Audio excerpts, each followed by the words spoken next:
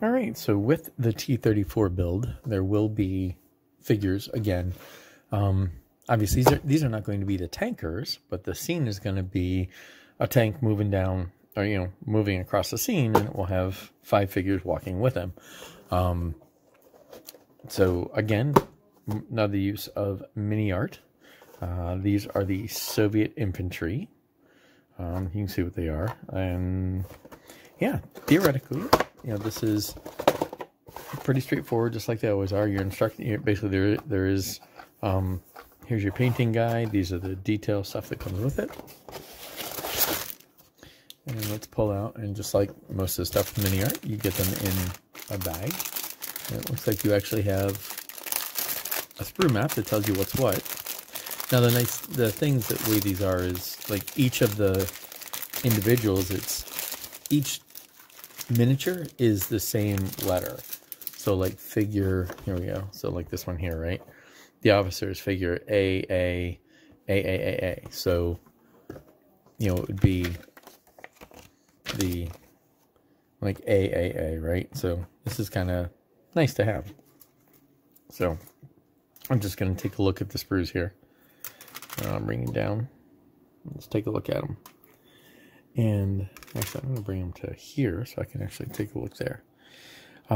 As always, and this is the thing I see with most of these, there are mold lines in almost all of them.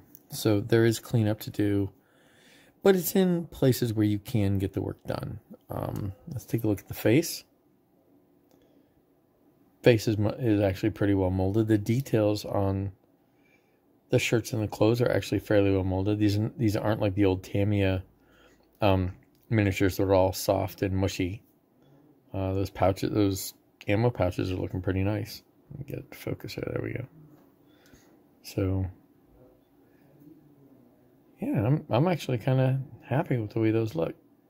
Your faces. Come on. There we go. The faces for each of these look pretty good. You do have, and the one thing I know is your mold line goes right around the ear, so there's cleanup there to do. Here is one of your accessories, so your bayonet. Good luck getting that one off, but that's kind of cool. Your ammo pouches, etc. Nice. Here is another one of the characters. Canteen. Again, here's a backpack. There's a little bit of flash, and like I said, there's some mold lines, but they're where they always are, and they're actually not that hard to clean up. They're not terrible. I actually really like how well the faces are done. It looks like it got a little bit of cleanup it could do, but it's kind of nice. If I can get the thing to focus, I'd be all right. There we go. So, yeah, I'm actually pretty happy with this. There's your detail. Here are, so it depends on how you want to do it. If you want to give them different helmets, different gear, cup, grenades, pouches, canteens, your entrenching tool and all that. So 5 helmets, 5 of the same helmet for everybody. So if you want to have all of everybody in helmets, you can. Your weapons, and then holsters and pistols. So, and map cases. So neat. Anyway, that is the MiniArt Soviet Infantry. So I'll be doing this one here. I'm going to go ahead and start putting this guy together. We'll get cracked into it. All right, so once they're assembled, pretty much the first thing that needs to be done is just get them primed. I did go ahead and put the little spikes in their feet so that I could stick them into things so I could hold them. Ended up giving them a base coat of a khaki-ish, close color to what they were. And then you just start blocking in colors, right? Walking around using flesh tone for the skin, which is kind of how I did it, right? I started with the base and then just started detailing up. I ended up going with 3, but we'll talk about that here in a bit. But then we go in and just start blocking in the base colors. Now, I do apologize. This I have yet to figure out how to do a decent video on my messy desk, so I apologize. This isn't ideal, but I did kind of want to walk through the process of what I do. So it'll be a crappy video, but you can kind of follow what I'm doing. Essentially, you just block in color, right? And then go back, starting with the big blocks and going down to details. Now, I did go in and get, some of the detail parts done here. This is putting the rifles together. They've got their base colors on. You go ahead and assemble them together so I can then detail them later, because they will need to go onto the figures. Then I go ahead and get them on. Like on this one, I'm putting the binoculars into his hand. Once you've gotten all that done, you start gradually just assembling the big pieces, and then go smaller and smaller and smaller as you get the more and more fragile pieces, just like any other model, right? So just kind of treat each figure like a little mini model. And you start with the instructions just kind of say put it all together. But if you think about how most models go together, start from the outside, start with a big growth piece, and then you start putting details on. Now in this case, what I wanted to do was I'm going back, again, I noticed I missed the leg wrap, so I'm detailing those. But then, once I get that there, there's other details that need to be done. Now here's one. The one who's actually carrying his rifle got his hand on the strap. There really isn't a strap, so I made one. What I did is I just took painter's tape, painted it green. Basically the same color that the straps are that are painted on the figures. And I've done this before. I do this for aircraft seat belts and things like that. Just use painter's tape, paint it, and then use it.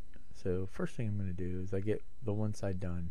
I'm going to actually leverage the fact that it's sticky side for a little bit to get it on the first spot. Now, the rifles have the mount points for the straps, so it gives you a good place to start.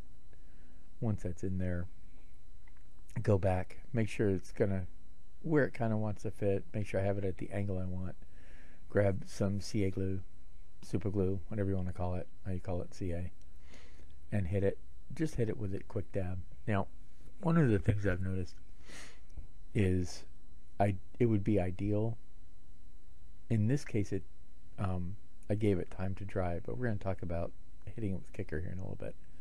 But once that was on, I went back and painted up the sticky side with paint so that it was now covered.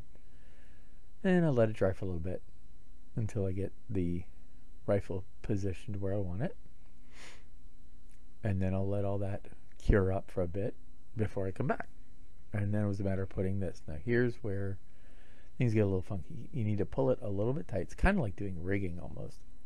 But go and get a dab of CA at the bottom of his hand, because his hand is solid, so I want it to look like the strap is going into his fist.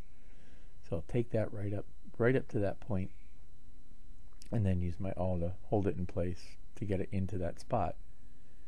And then we'll go ahead and very carefully trim that off.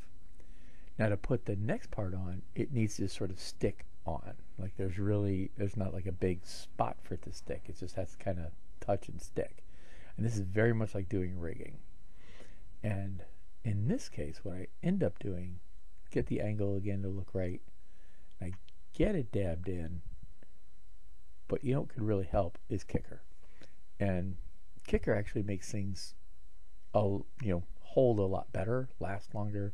They're much more fragile, it's much more brittle, but for this it didn't matter. So I was going to try and just dip it out of the kicker tube, but it was too much kicker, so I just grabbed my I have a dispenser specifically for this, for when I'm doing rigging. Put some kicker in there and then grab one of those micro cotton buds, hit that, and then it's done. As soon as you do that, it's done. So then I go ahead and then get the strap to go to the angle I want. Again, a little dab of CA, drop it in place. So I want it to look natural. I want it to look like he's holding onto the strap and it's holding the rifle where it needs to be. Touch it, and again, just a touch of kicker holds that in place, and then it's done. I mean, literally, in the amount of time that you're looking at, it's solid. I can go back and trim it, and then it looks better. As far as, in my opinion, it looks better. I wasn't, it it looks better than no strap. You know, it's hand hanging out in the middle of nowhere. All right, so then it's detailing time. All right, so I go ahead and put all this stuff back away, and then just start putting the details together. In this case, it was just a few little detail pieces that needed to be touched up and put on, you know, like the holster, a couple of little details. Then it's time to do the wash. This is Reichland Flesh Slate from Games Workshop, and I find that it does a really good job of coloring down a face and going into the crevices. And for the colors that are on, the color palette that's on these guys, it's actually ideal for going in and getting shading. Now, I don't want deep shading. I'm not going for gamer shading. What I wanted is just something to give highlights and lowlights, but really, really subtly, not deep and dark. And that's really what I did here. You can see again one more shot in the face. Once that all dried, I just go back with a little touch of white and a touch of brown to give the eyes done, and a quick high brush on the faces of the flesh color again, just to bring the highlights back up after this is dried. And that pretty much is what this looks like when, or you know, how I handle getting it to these points. The shading brings out, you know, it highlights the creases. Once that was done, what I wanted to do then is go back with just a little bit of pigment. And what this does is this softens things up. It gives a highlight. Now you could use a dry brush, but I found that using just a little bit of pigment does a better job of highlighting these. It's not as harsh. The dry brushes tend to be, I don't want to say you can see the brush strokes, but this is more of a blended soft, like a soft lighting, and that's really what I was going for. I'm looking for, again, not gamer color, not gamer look, but soft, more realistic. You can see the difference between those two, right? So go back, hit all of them with just a little bit of these pigments, and I'll use the different colors. Again, the darker colors I'll put in the recesses, and it imitates and sort of simulates coloring, which is, you know, kind of what I was after. It simulates shading. Last thing to do is go ahead and put on the details, the hat, and whatever, and then that pretty much finishes off what the figures needed. Just get the headgear put on, a quick touch on the headgear of the pigment, and that's pretty much the process I took. And with that, I'm calling these 3 figures done. I know I was originally thinking of doing 5 for the diorama, but there just really isn't room. So, and I really wasn't in the mood. So I went with these 3. I'm still not overjoyed with this gentleman's face, although the rest of the details are kind of where I wanted them to go. I may go back and hit that with a bit of a dry brush again. But beyond that, I think these are pretty much ready. I still clearly need more work. I need to spend more time learning. I think what I'll do is the other 2 that are here, the other 2 from this kit, I might just sit down and just do one off and just practice. You know, practice face, practice some blending and some detail work. I was kind of more content with the way the facial expressions came out and the way I got them to blend with these. And I don't know if it's the way I'm shading it or the way I'm highlighting it when I come back up from them later. But I think it's more practice, right? Just more practice will get you more better. But for now,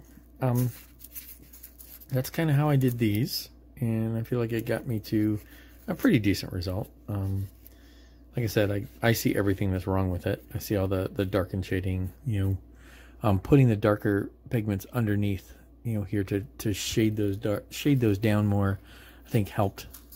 But for now, I'm going to pretty much call these done. We'll find a place to put them on the diorama, and then, you know, we'll call that diorama done, and we'll jump to that. So I hope that this was helpful, entertaining, and useful. And please, if anybody has any suggestions, hints, conversation, please feel free to put it down below. Just, you know, be respectful. But for now, thank you very much for watching. Until next time, I appreciate your attendance or your input, and Happy modeling!